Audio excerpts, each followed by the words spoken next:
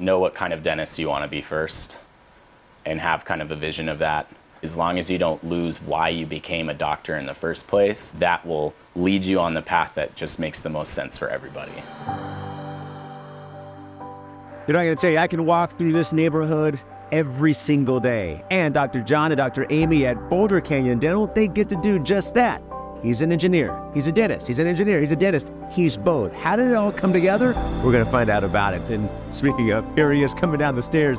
John, how are you? Nice to meet you. Nice to meet you. I was just telling all the viewers here how beautiful it is here. It's just absolutely stunning. Oh, and you it's live here amazing. every day. I know. Yeah, well, I'd love to just go ahead and chat out here, but there's a lot that I want to find out more about you, how you and Amy got together, how you started this practice. First an engineer, now a dentist. Let's talk about it. Yeah, come on in. Okay.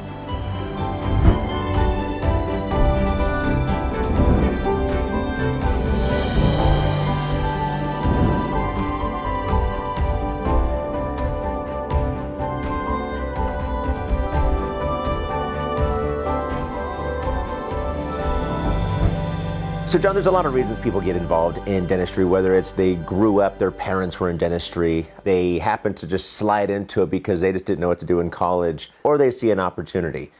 You came into the dentist industry on the back end because an engineer is that was your passion initially. Explain to me, what is an engineer's mindset? Tell me what an engineer is. I think somebody who has that mindset is somebody who is trying to look at the big picture of every situation. Being an engineer, I always wanted to use my hands, I wanted to use my brain, I wanted to problem solve. And that's a big reason why I think engineering works so well in dentistry, because I'm now problem solving for people's mouths. So the issues, the problems that come up, the problem solving that comes up, that's really what you're driven to. Who introduced you to this industry where it would be a great smooth crossover? I went to a small engineering school in Socorro, New Mexico Institute of Mining and Technology. In my junior year, we had to start creating a senior design paper or a thesis paper. And so I started looking at the kind of correlation of stimulating bone to help bone growth in the jaw for dental implants. One of my soccer teammates became a dentist too. I started studying with him and I started learning I could do this. So for me, it was more of almost an awakening for me to be like, I can do anything I want.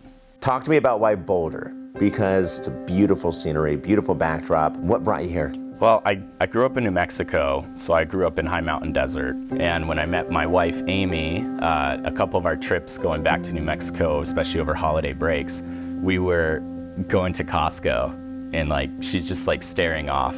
And I'm like, what were you doing? We gotta go inside. And she goes, you lived next to this? And she's just staring at the Sandia Mountains, which are just erect in Albuquerque. And that just kind of sparked the kind of discussion, well, should we come back out west? And I've actually never been to Boulder. I only heard about it, but I kind of just went with my gut feeling. When I heard about it, I saw the practice opportunity here, the access to mountains. So I think for me, coming back out here was coming back to how I grew up, but also the health and wellness of being in proximity to mountains and nature like this is contagious with everybody around us. And I incorporate that in my office. Almost every operatory has pictures of mountains, my dogs, because I want that same feeling when they're in an office to still feel like they're still in the mountains. So let's talk about Amy. You guys have been married for how long? 2016, so 8 years. So talk to me about her, because she's an incredible dentist as well.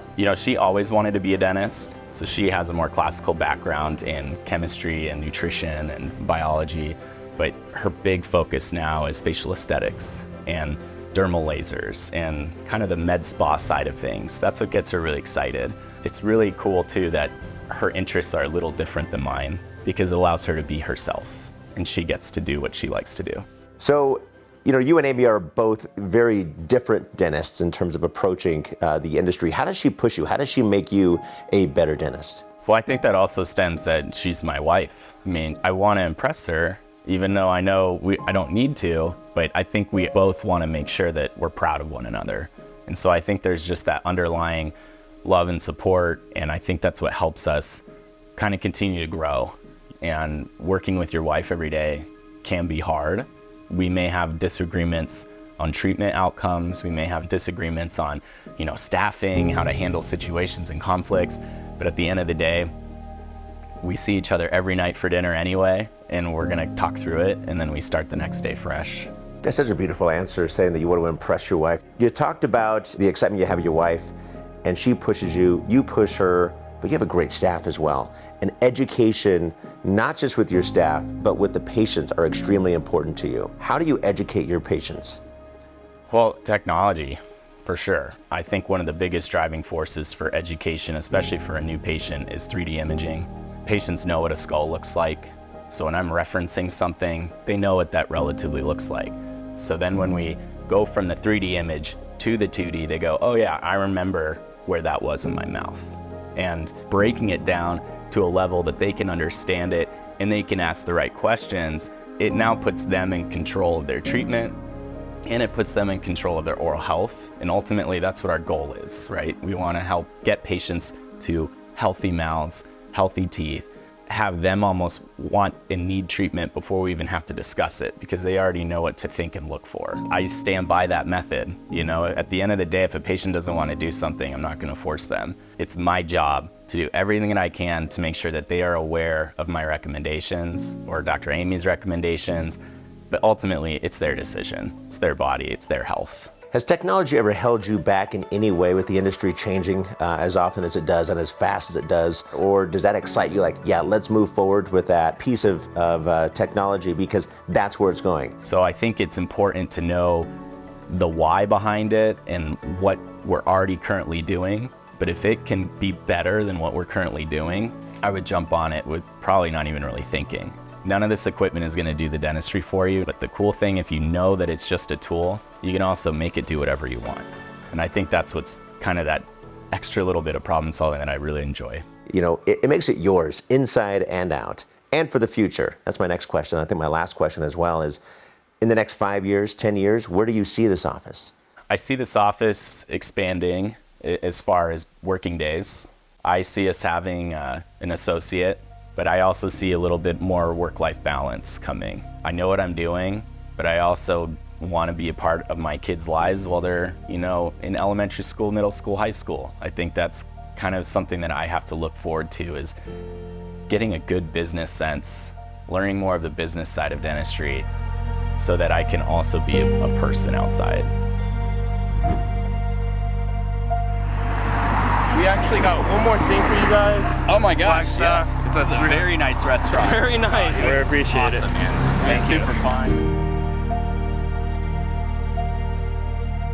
It's really a fine line between caring for your patients and then investing in that extra effort and education. You want to treat them like they are you sitting in the chair. You want to give them the best that you can provide. So the main goal was to obviously have a successful, thriving business and create that kind of family feel for our staff. I have always felt if I do good dentistry and I treat patients right, that the rest will fall into place. I've learned that that's not always the case. So I've definitely started shifting into a philosophy of patient education, staff education, so that everybody kind of works together for better oral health. The best advice I could give is don't hesitate to pay for CE. The knowledge you can get, and really if you find your core group of people, they're going to be, you're unstoppable at that point. So really taking that time, finding other like-minded docs to really lean into is going to make your just every day so much nicer and happier. Know what kind of dentist you want to be first and have kind of a vision of that. As long as you don't lose why you became a doctor in the first place, I think that will lead you on the path that just makes the most sense for everybody. Jon is my rock. He's so motivated. He's so intelligent. I learn something from him every day, which is incredible. There's been a lot of days where you get the mommy guilt and it just hits you and it's like, this is the day I need to go and I need to do 3 hours of part-time with mommy and the kids. And he is in the moment, no problem. This is how we're gonna work that day out. You can have that time with her. And that's huge. Yeah, Amy is incredible. Wanting to be a dentist first in her family. She didn't really have the role models around her to guide her, to drive her. It was all her decision making. The fact she's a mom too, and she works full time. You know, that's not very common in the Boulder area. So just to have that mental capacity to be a strong mother and be a good business person and be a good dentist, it takes a lot of strength.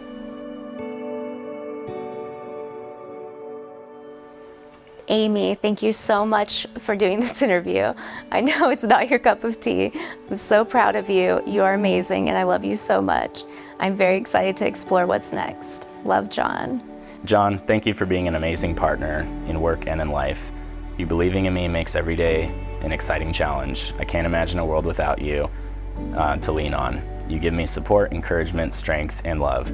You are an incredible doctor, husband, and father. I can't wait to go on our next adventure together. Love, Amy. That was really sweet. I'm very awkward, so he knows how much it's hard for me to talk about myself. So that is really funny. I think that's always been kind of our difference is I'm more like, I will write you down. I can do like pages and pages of my feelings, but it's harder for me to say it. Whereas he's the opposite, where it's really hard for him to write it, but he can say the perfect thing in the moment. Being able to work with somebody that I trust every day in an office that can be very stressful at times, it's everything. I think it helps us really support each other every day so that, you know, we don't get burnt out and we want to keep pursuing, you know, the best level of dentistry we can.